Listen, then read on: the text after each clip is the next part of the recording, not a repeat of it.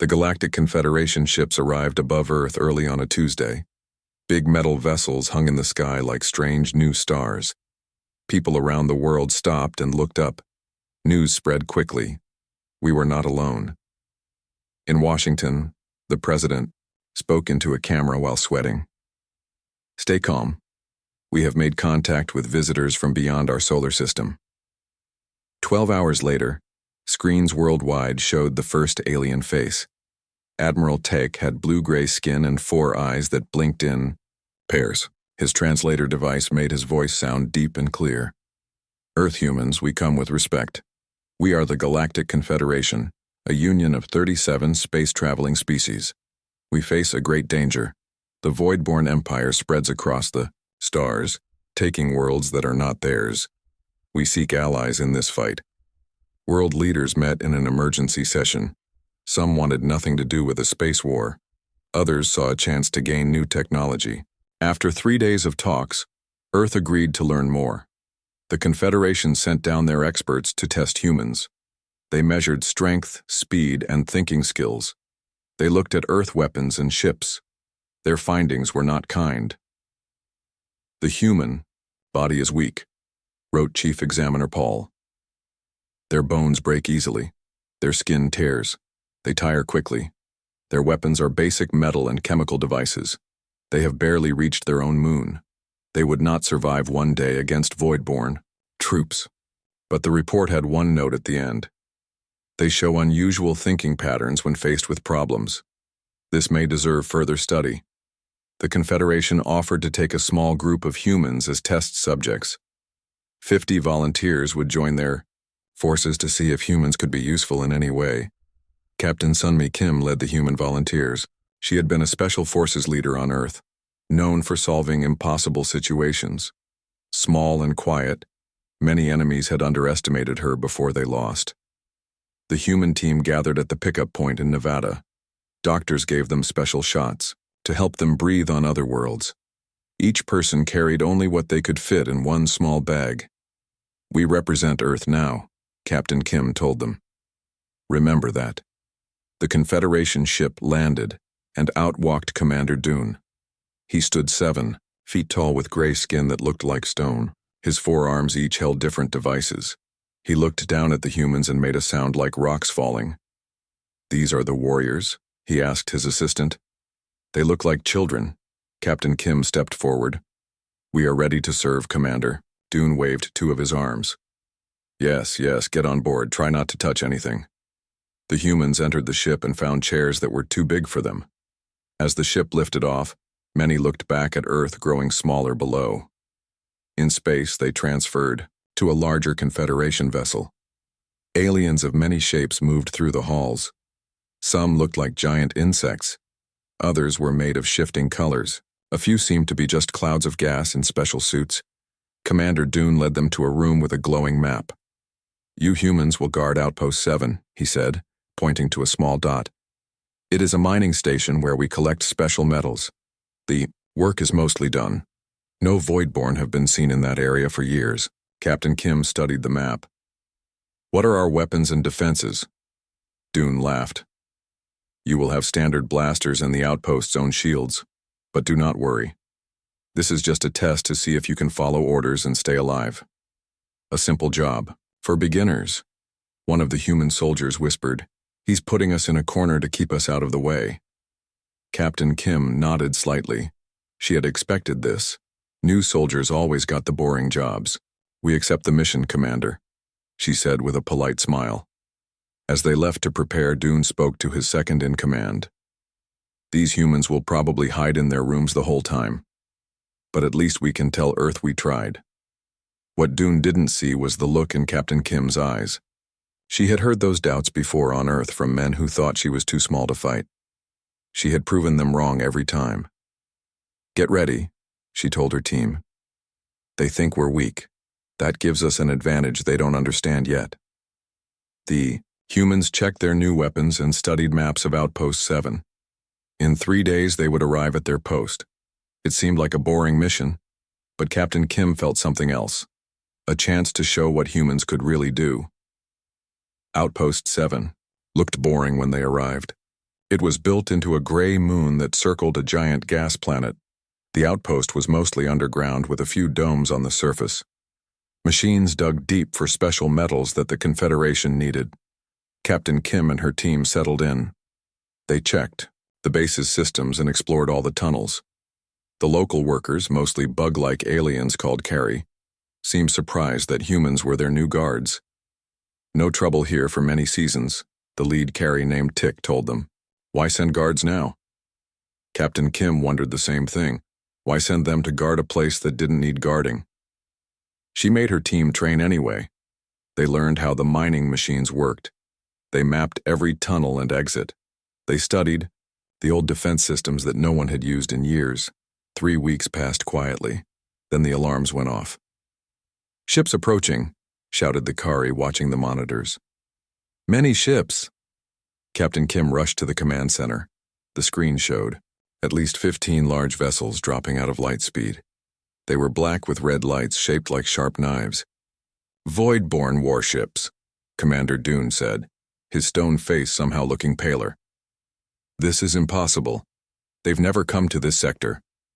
But they had come, and they were landing troops. The first attacks hit the surface domes. Explosions rocked the outpost.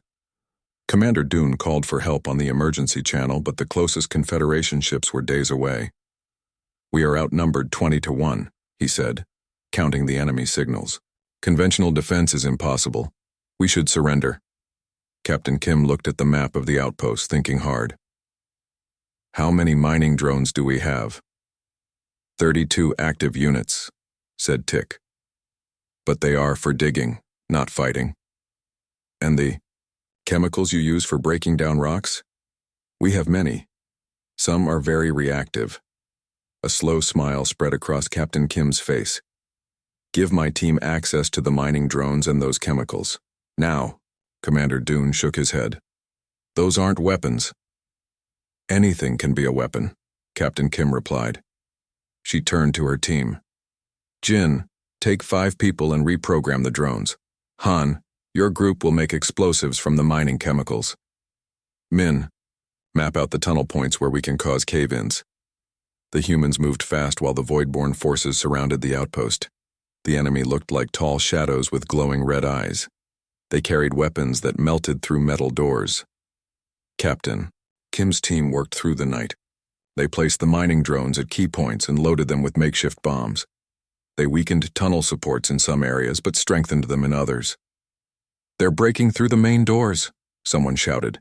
Captain Kim nodded. "Let them in." Commander Dune stared at her. "Have you gone mad?" "Trust me," she said, fingers moving over a control panel. "We're ready for them." The void-born forces broke through the main entrance. Hundreds of shadow-like soldiers poured in, their weapons ready. They moved down the main tunnel, following their sensors toward the center of the outpost. Captain Kim watched them on the monitors. She waited until the tunnel was packed with enemy troops. Then she pressed a button. The first mining drone rolled out of a side tunnel. It sprayed the void-born with chemicals that stuck to their armor. A second drone followed, shooting sparks. The chemicals caught fire, burning with intense blue flames. As the void-born tried to retreat, Captain Kim triggered the first cave-in. The tunnel roof collapsed behind them, blocking their escape. All across the outpost, the humans triggered their traps. Mining drills burst from walls, cutting through void-born armor. Drones dropped explosives. Chemical mixtures filled tunnels with gas that jammed void-born weapons. Commander Dune watched in amazement as the ordinary mining equipment became deadly weapons in human hands. Tunnels that had been escape routes for the void-born became death traps. "How did you know this would work?" he asked Captain Kim.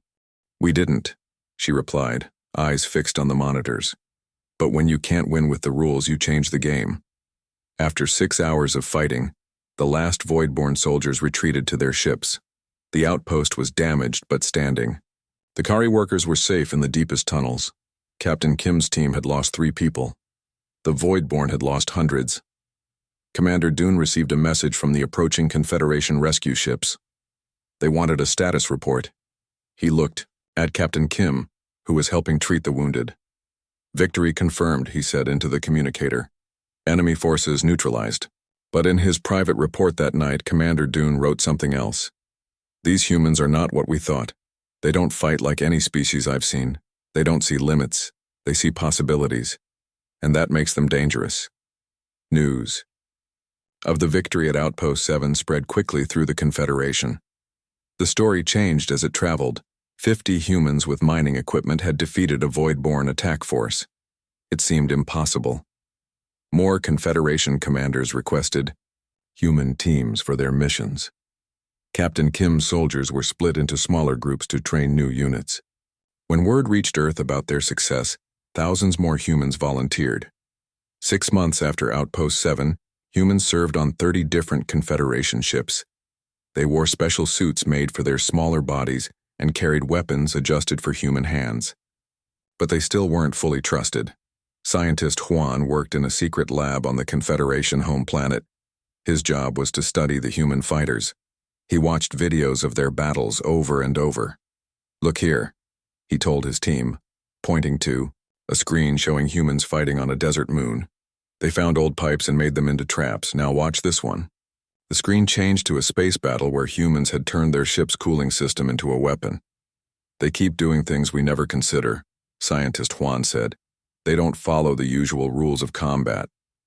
His report used big words like combat creativity and tactical flexibility, but what it meant was simple. Humans fought dirty. Not everyone liked this. The Trill species, who looked like tall blue trees, complained that humans were too unpredictable. The Vex, a race of floating crystal beings, warned that humans might be dangerous if they learned too much Confederation technology. But the war against the Voidborn was going badly. The Confederation needed every advantage they could get. Captain Kim was now Colonel Kim. She led 500 human soldiers on the battleship Starhammer. They were headed to Proxima Centauri, a star system near Earth that had been taken by the Voidborn. "We must retake the third planet," Commander Dune told her. He had requested to work with humans again after Outpost 7. "But be careful. The Voidborn have 20 ships defending it."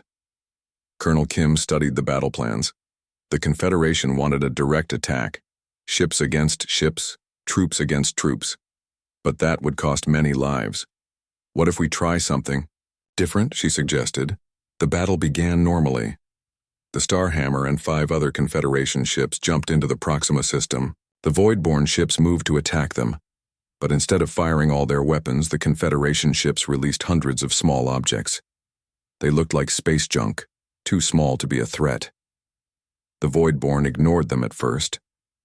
That was their mistake. These small objects were actually human-piloted miniships. Each carried a special device that could tap into enemy communication systems. As they attached to the hulls of Voidborn ships, they began sending fake orders. "Cruiser 8, you are firing at the wrong target. Ship 3 is compromised. All units, Ship 5 has been taken over by enemy forces. Destroy it." The Voidborn ships began firing on each other in confusion. Their tight formation broke apart. Some ships tried to retreat while others pressed the attack, creating more chaos. Colonel Kim watched from the Starhammer. "Now," she ordered, "full attack." The Confederation ships struck while the Voidborn fleet was in disarray. Within hours, the battle was over. 15 Voidborn ships destroyed, 5 captured, with only 2 Confederation ships lost. Word of the victory spread quickly. The humans had done it again, turned the enemy's strength against itself. Far away from the battle, in a secret room on the Confederation capital world, High Commander Lee called an emergency meeting. Leaders from all 37 species gathered, many appearing as holograms. "You have all seen the reports from Proxima Centauri," High Commander Lee said. "The humans have given us another victory." The Trill representative waved his branch-like arms. "Yes, but at what cost? They break all rules of war. They use tricks and traps." "They get results," Commander Dune argued. He had become a supporter of the humans. "But can we control them?" asked the Vex leader, her crystal body glowing red with concern. "What happens when they have learned all our technology? What happens if they decide we are their enemies?" The room grew quiet. High Commander. Lee showed footage of human battles from Outpost 7 to Proxima Centauri. In less than one Earth year, they have changed how we fight this war. The question before us is simple. Are humans an asset to be used, or a potential threat to be contained? The debate lasted for hours. Some wanted to send the humans home. Others wanted to use them more. A few suggested studying humans more carefully to understand how they thought. In the end, they decided to test the humans one more time. They would create a special mission, one that would show exactly what humans were capable of when pushed to their limits. If they pass this test, High Commander Lee said, we will know they are truly valuable allies. But in his private thoughts, he wondered if they might prove too valuable and too dangerous to keep around. The Arcturus Gateway was the most important place in this part of the galaxy. It was a natural space tunnel that let ships travel vast distances in minutes instead of years. Whoever controlled the gateway controlled trade and movement for hundreds of worlds. Colonel Kim, now General Kim, received her new orders directly from High Commander Lee himself. His hologram flickered as he spoke. The Voidborn are planning to take the Arcturus Gateway, he said. Your mission is to defend it at all costs. You will have 300 human soldiers and the station's basic defenses. What about other Confederation forces? General Kim asked. Reinforcements will arrive in 72 hours, High Commander Lee assured her. You just need to hold until then. What General Kim didn't know was that no reinforcements were coming. This was a test. The Confederation leaders wanted to see what humans would do in a hopeless situation. The Arcturus Gateway Station was a ring-shaped structure floating in space. It had been built for trade, not war. Its weapons were old, and its shields were weak. General, Kim and her team arrived with just 30 hours to prepare before the Voidborn attack. The first thing she did was study the enemy fleet approaching them. There are 47 Voidborn ships, Lieutenant Park reported, including 3 dreadnoughts. They have enough firepower to destroy this station 10 times over. General Kim smiled. Then we won't let them use their firepower. Instead of strengthening the station's shields or setting up defensive positions like the Confederation expected, General Kim had her team working on strange projects. They collected all the station's communication equipment. They reprogrammed civilian transport pods. They created fake ship signatures that made small vessels look like larger ones on sensors. What are we doing exactly? Lieutenant Park asked. We're going to make them defeat themselves, General Kim explained. The Voidborn rely on strict command structures and perfect coordination. Let's take that away from them. When the Voidborn fleet arrived, they found what looked like a poorly defended station. Their commander ordered a standard attack pattern, sending ships in waves toward the gateway. That's when the humans launched their first surprise. They broadcast fake Voidborn command signals. These signals told some ships to retreat, others to change course, and some to fire on specific coordinates. Confusion spread through the Voidborn fleet. Ships began moving in different directions. Some commanders tried to confirm orders while others followed them immediately. It's working, Lieutenant Park said, watching the enemy ships break formation. But the Voidborn were smart. They switched to backup communication channels and regrouped. General Kim was ready for this. The humans launched hundreds of small transport pods toward the Voidborn ships. On enemy scanners, these pods appeared to be torpedoes thanks to signal manipulators the humans had attached. The Voidborn fired on these fake threats, wasting ammunition. Meanwhile, real human fighters slipped past their defenses, targeting communication, arrays, and sensor systems. Hour after hour, the battle continued. The humans never fought directly against Voidborn's strength. Instead, they created illusions, false signals, and traps. They made the Voidborn see threats that weren't there while missing the real dangers. By the 50th hour, the Voidborn fleet was in disarray. Ships fired at shadows. Commanders couldn't trust their own sensors. Communication between vessels was breaking down. They're still trying to coordinate a final attack, Lieutenant Park warned. Their dreadnoughts are moving into position. General, Kim nodded. Time for our last trick. The humans had saved their most daring plan for last. They had secretly attached small devices to the outer hulls of several void-borne ships early in the battle. Now they activated these devices. Suddenly, the identification signals of these void-borne ships changed. To the other void-borne vessels, their own ships now appeared to be Confederation attackers. In the chaos that followed, void-borne ships fired on their own dreadnoughts. The massive vessels returned fire, believing they were being attacked by enemies who had somehow copied their ship designs. By the 68th hour, the remaining void-borne ships were retreating. They had lost over half their fleet without the humans ever engaging in direct combat. When the battle was over, Commander Dune's ship arrived at the gateway. He had been watching from a distance, recording everything for the Confederation Council. "How?"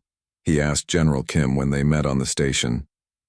"How did you know those tactics would work?" General Kim looked tired but satisfied. "We didn't know," she admitted.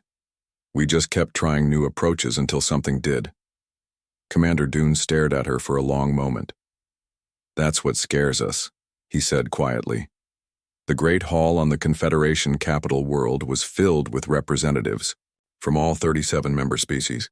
They sat in tiered seats, their diverse bodies making a colorful display of life from across the galaxy. The air hummed with worried voices. High Commander Lee called for quiet. The room fell silent. "We are here to discuss the human situation," he said. "What we decide today will change the course of our war with the Voidborn." The main screen lit up, showing battles where humans had fought. Outpost 7, where they turned mining tools into weapons. Proxima Centauri, where they tricked enemy ships into fighting each other. And finally, the Arcturus Gateway, where 300 humans had defeated a fleet of 47 Voidborn warships. Scientist Juan stepped forward. He had studied humans for months now. "Our analysis confirms that humans possess unique thinking patterns," he explained. "They show what we call creative aggression. This means they can constantly create new ways to fight that no one has ever thought of before." The room stayed quiet as Scientist Juan continued. "Other species, including our own, follow patterns. In warfare, we improve our weapons, we make better shields, we train better soldiers, but we fight the same way for hundreds of years." He pointed to the screen showing humans in battle. "They don't. They change how they fight in the middle of a fight. They use anything around them as a weapon. They break rules because they don't see them as rules." A tall Trill representative stood up. "Are you saying they are more intelligent than us?" "No," Scientist Juan replied. "But their minds work differently. They see possibilities where we see only objects. They imagine outcomes we never consider." "Commander," Dune spoke next. He had worked with humans more than any other Confederation officer. "I watched them at the Arcturus Gateway," he said. "They knew they couldn't win by normal fighting, so they changed what winning meant. They made the Voidborn defeat themselves." The screen showed images of Voidborn ships firing on each other, confused by human tricks. High Commander Lee stood up. "After reviewing all evidence, I have reached a decision. I propose that humans be classified as a strategic Omega-level species, banned from participation in galactic warfare." This was serious. Only 2 other species had ever received this classification in Confederation history. Both had been too dangerous to allow in combat. The vote was taken. Every representative agreed. Humans would be sent home. They would not fight in the war anymore. Back on the human base, General Kim received the official notice. She read it twice, not believing the words. "We are being sent home? All of us?" she asked Commander Dune, who had delivered the message personally. "I don't understand. We've won every battle for you." "That's precisely why," Commander Dune said. But he wasn't telling her everything. The real reason for the ban was classified at the highest level.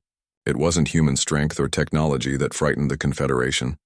It was something deeper, the human ability to transform warfare itself, to constantly evolve their tactics, to never stop finding new ways to fight. "Your species fights too well," Commander Dune added. "The Confederation thanks you for your service." General Kim wasn't happy, but orders were orders. Within a month, all human soldiers had been returned to Earth. The ships that brought them contained gifts of technology as thanks, but no weapons. The B. Strangest news came 2 weeks later.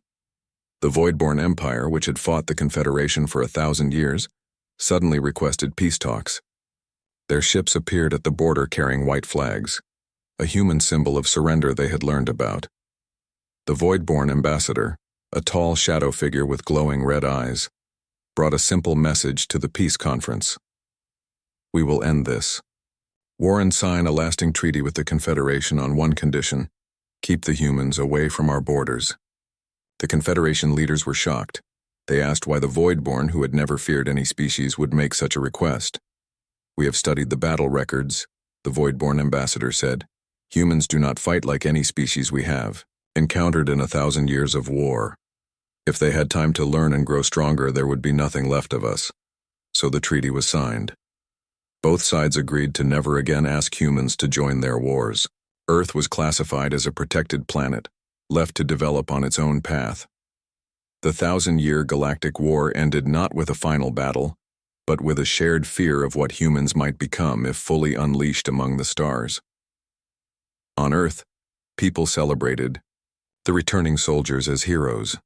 General Kim received medals and honors, but sometimes at night she looked up at the stars and wondered about the real reason they had been sent home. Somewhere out there, 2 mighty empires had made peace because they were afraid of what her small, fragile species might do. The end.